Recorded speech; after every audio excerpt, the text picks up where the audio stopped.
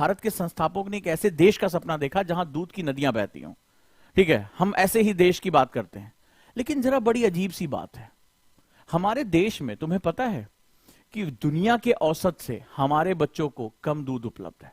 जो per capita milk availability है वो हमारे देश में बहुत कम रही है, और इस घटना के पहले तो और भी कम रही है। हमारे कई ग्रामीण क्षेत्र के बच्चों ने मां के दूध के अतिरिक्त कभी भी बाहरी दूध का सेवन ही नहीं वो कर पाए, उनकी मतलब कैसे हैसियत में ही नहीं था। ये मेरे देश की कहानी रही है। तो उनको जो मिलने वाला कैल्शियम है, उनको जो मिलने वाला न्यूट्रिशन है, वो पूरी तरह से निल रहा है। मैं एक ऐसे देश की बात कर रहा हूं जिसकी कहानियों में दूध दही की नदियां होती रही हूं, जहां पर उनके इष्ट, उनके देवता, वो माखन संबंधी जो है वो गान है, उनके जीवन की लीलाएं हैं, और उस देश के बच्चे, उस देश के नौनिहाल, उनको जो है वो एक वक्त का दूध भी उपलब्ध नहीं है। 153 ग्राम औसत प्रति भारतीय को दूध भी उपलब्ध नहीं है। तो ये देश की इतनी विडंबना कैसे, ये देश में इतना अजीबोगरीब माहौल कैसे, आखिर क्या है?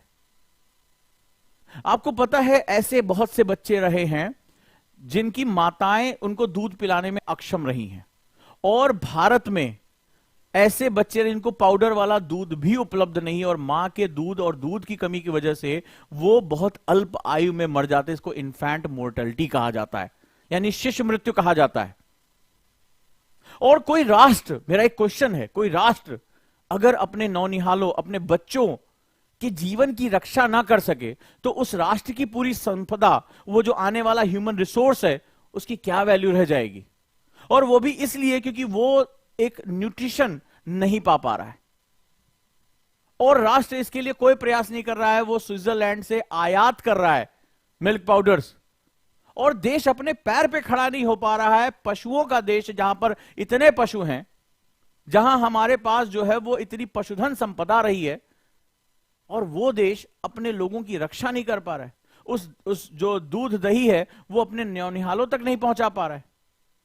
तो ये जो गैप है वो एक राष्ट्र की एक चित्र को प्रस्तुत करता है, और हमारे भारत में एक जो पिक्चर बनती है हमारे बारे में, वो पैराडॉक्सियल है, यानी विरोधाभासी है।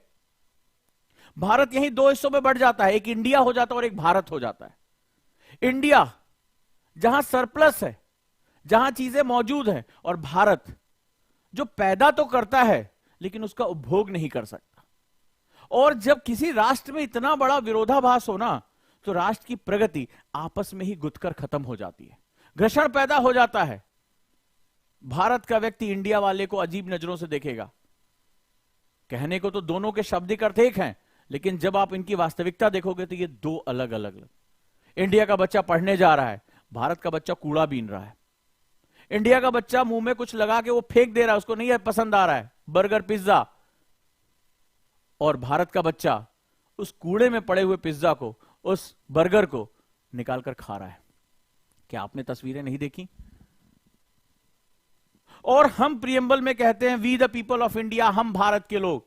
हमने कभी नहीं कहा कि ये लोग और वो लोग, हमने कहा we the people of India, Bharat के लोग। तो भारत के लोग ही हैं, भारत का ही बच्चा है। तो जब संसाधनों की बात आती है, जब रिसोर्सेस की बात आती है, जब अपॉर्चुनिटीज की बात आती है, तो विभाजन क्यों? क्यों?